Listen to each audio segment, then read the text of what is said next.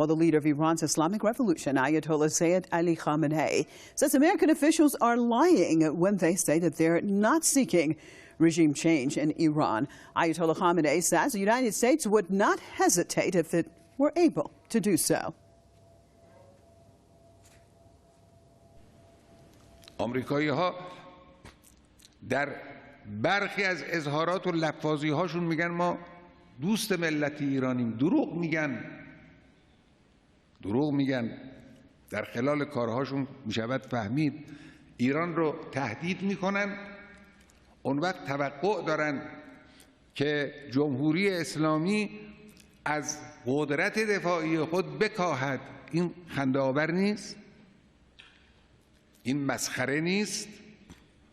در عین اینکه تهدید میکنن در عین حال میگن شما قدرت دفاعیتون رو کم کنید. نه، ملت ایران و مسئولین گوناگون و بخش‌های مختلف و نیروهای مسلح به توفیق الهی روز به روز بر قدرت دفاعی خودشون خواهند افزود.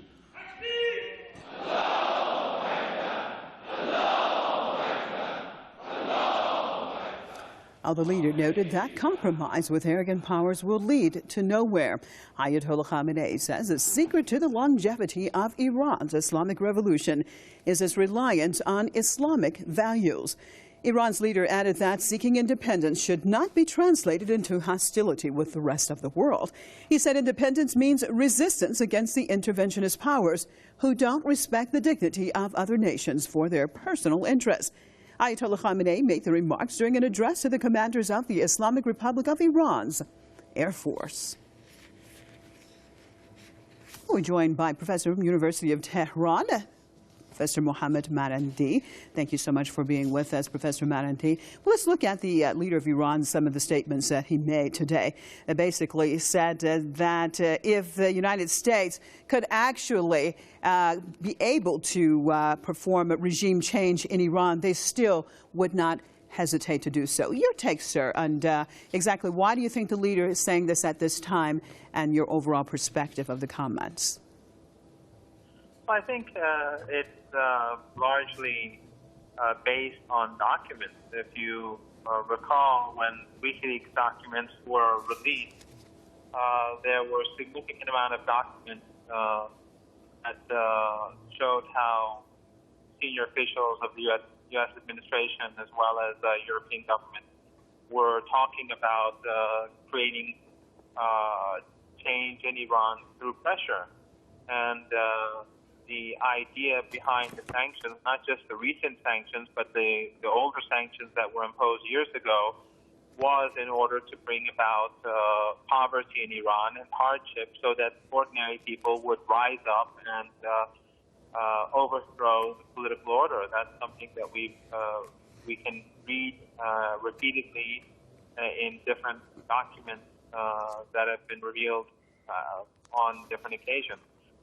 And also, I think if we watch and listen and read documents coming out or speeches made by senior officials at think tanks and influential figures in American and European think tanks, you see the same sentiments repeated time after time, and that is that pressure must be put on Iran so that the country changes into a political state or political order that is more to the liking of the United States and the West. So I don't think there's really any doubt about the fact that the United States is in Iranian internal affairs to bring about change that is favorable to the United States. Well, also, Ms. Marandi, Ayatollah Khamenei said during his speech that how can, on the one hand, they pretend that they actually like the Iranian people. On the other hand, they continually promote time and time again measures against the Iranian people. What do you make of this, what many people would call a paradox coming out of Washington? Why do we see what many would call a schism out of Washington? Well, I think that is the policy of empire. The United States, when it was providing Saddam Hussein and European countries, when they were providing Saddam Hussein with chemical weapons, and when they were providing him with satellite photos to use those chemical weapons, and when American government officials were asking their diplomats to blame Iran for the Iraqi chemical weapons attack, at that time they were also saying that they like the Iranian people and they want to have the Iranian people to be free and so on and so forth. Now the United States, they say the same thing, yet they impose sanctions that have killed ordinary people. We caught last year when there was a crisis of medicine in Iran, when there were many patients who had cancer in the country, did not have access to medicine, and they died as a result. And at that time, Mr. Obama and other senior American officials were professing their love for the Iranian people. Yet they were for the death of innocent children and women and other ill people. So I don't think that people really take that seriously unless they're very simple-minded people. Okay.